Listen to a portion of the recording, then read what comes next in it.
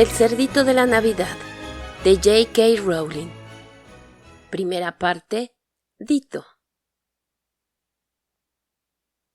Dito era un cerdito de juguete hecho de suavísima tela de toalla.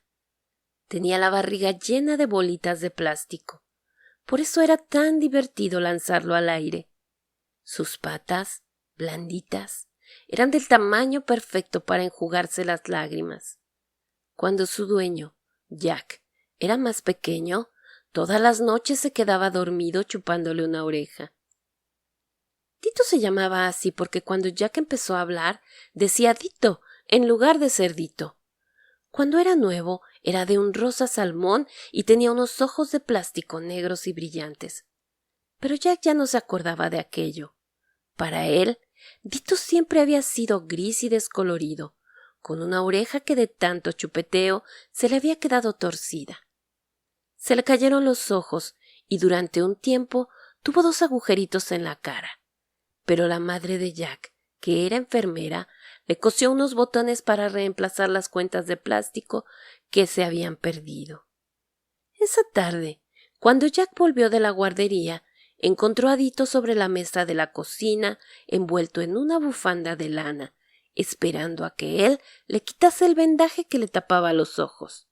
Su madre incluso había escrito un informe médico. Dito Jones. Operación coser botones. Cirujana, mamá. Desde que tenía 2 años, Jack nunca se iba a la cama sin su cerdito, lo que a menudo causaba problemas porque, cuando llegaba la hora de acostarse, Dito casi nunca aparecía. A veces, los padres de Jack tardaban mucho en encontrarlo, y al final salía de los sitios más insospechados, de dentro de unas zapatillas de deporte o de una maceta.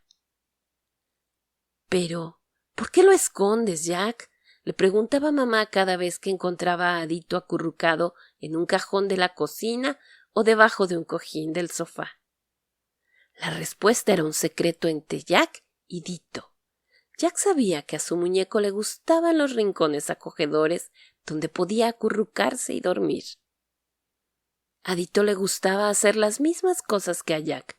Por ejemplo, meterse a gatas debajo de los matorrales o en pequeños escondites. Y también que lo lanzasen al aire. A Jack le gustaba que lo lanzase su padre y a Dito que lo lanzase Jack. A Dito no le importaba ensuciarse ni caer por error en un charco, siempre que Jack y él estuviesen pasándolo bien juntos.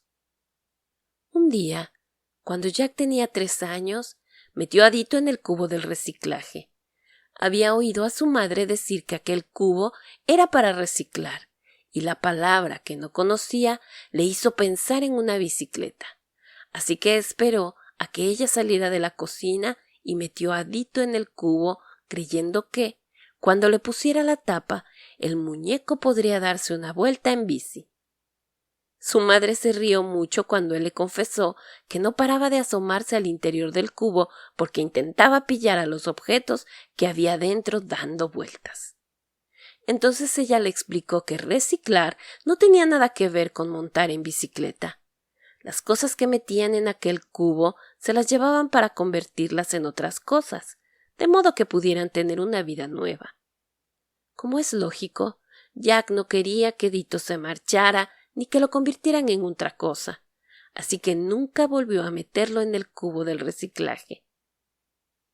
Dito corría muchas aventuras, y eso le daba un tufillo muy interesante que a Jack le encantaba.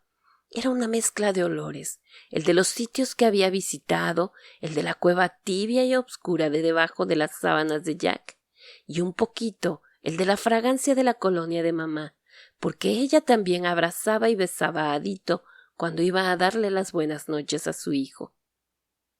De vez en cuando, mamá decidía que Dito apestaba un poco más de la cuenta y que necesitaba un lavado a fondo.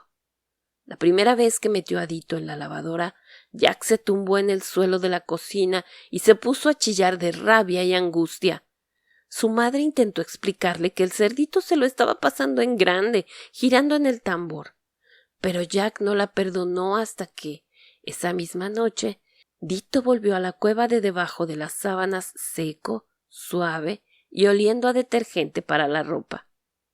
Jack pronto se acostumbró a que metieran a Adito en la lavadora, pero siempre esperaba impaciente a que recuperase su tufillo particular. Lo peor que le había pasado a Adito era que, cuando Jack tenía 4 años, lo había perdido en la playa.